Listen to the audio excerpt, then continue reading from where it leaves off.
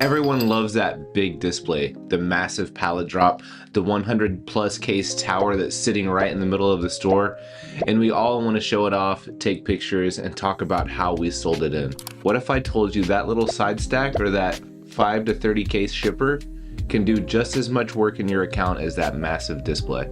Now, don't get me wrong. I'm not saying don't go for the home runs. Those are super exciting and we should always try to get those big displays. And I know that we all love the volume bump as well. They really do matter.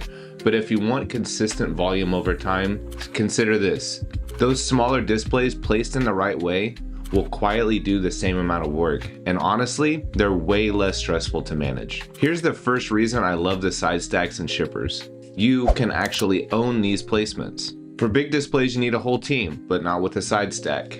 You don't need perfect timing and you don't need a bunch of resources to get these set up. You can do this yourself. Put them in a high traffic area, like right at the register or where a line starts or in front of a complimentary aisle. And here is the key.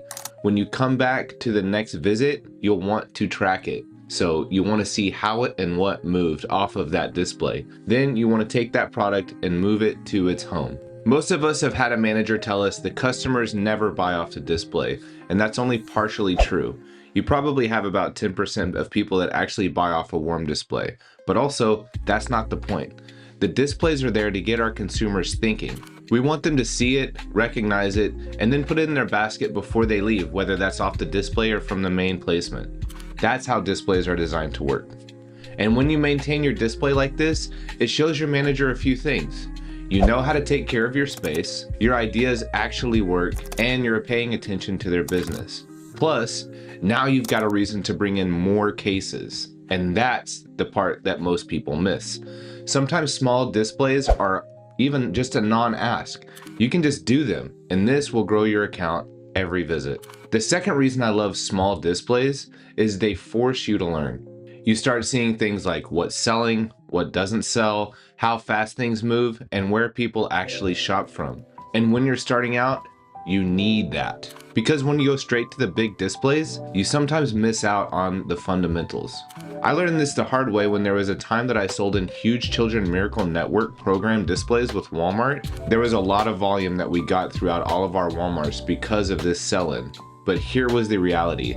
I had a bunch of new route sales managers that were not ready for this. They weren't quite educated on the systems of how to rotate a display this size. They didn't have the experience of ever doing a display this size, and they really didn't understand what it took to execute at that level. And that's when it hit me. Big displays require more than just selling them in. Another one that really stuck with me was whenever I was working with Casey's General Store. I had actually gotten the approval to sell in 100 case displays to over 30 plus stores. Initially, I was thinking this is a home run. But what I hadn't considered was that we were smack dab in the middle of COVID and we were running into allocation issues. When I sat down and spoke with my GM and told him about my home run, he kind of humbled me and showed me why this was not a great idea. If we would have ran the play the exact way I had designed it, we would have drained our supply of the warehouse, we would have stretched the entire company's resources, and this would have just created a ton of stress across the entire team. And that's when I realized not every yes is a good yes. What he helped me realize in that moment is that we can still get the same amount of volume by doing less actually. What we actually ended up doing was targeting a couple of stores where we could get away with 100 cases without completely draining the warehouse. And then we added shippers onto all of our route sales reps trucks. So what we ended up doing was in the rest of the stores, setting up 24 case displays that were easily maintained by the route sales rep.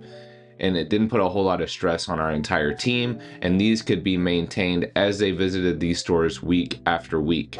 After looking at the numbers, we got the exact same result, but we just did it over a longer amount of time. Executed the right way, a small display can drive awareness, drive repeat purchases, and build consistent volume without putting pressure on your system. The biggest piece of advice that I can give you is if you're brand new to this business, start small, learn the basics, and understand how each store is moving. Use these small displays to build your reps, because whenever you do that, you're not so focused on chasing those big wins. You're actually building a system that will work across your entire account universe.